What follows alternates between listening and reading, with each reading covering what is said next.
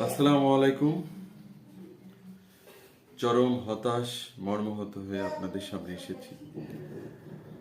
এত কম রানের একটা ম্যাচে আমরা কিভাবে হেরে গেলাম, এটা মানে মূলত সিনিয়রদের চরম ব্যর্থতার কারণে আজকে আমরা এই ম্যাচটা হেরেছি। সাকিব আল হাসান, মাহমুদুল্লাহ রিয়াদ এরা দলের সিনিয়র প্লেয়ার হয়ে যেভাবে ব্যাটিং অ্যাপ্রোচ দেখিয়েছে, জাস্ট ঠেকিয়ে ঠেকিয়ে খেলাটা জেতা যেত, কিন্তু না, বিশাল ছক্কা মারতে হবে এবং মারতে যেয়ে আউট হতে হবে।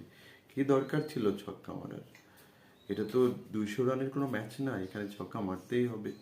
দরকার কি ছিল? তো আমাদের এখন সময় এসেছে পুরো টিমকে নতুন করে সাজানোর জন্য। পুরোনোদেরকে অব্যাহতি দিতে হবে বা রিটায়ারমেন্টে নিজে থেকে সসম্মানে যেতে হবে। আমাদের কোচ সিংকে হাতুড়িকে খুব দ্রুত বিদায় করতে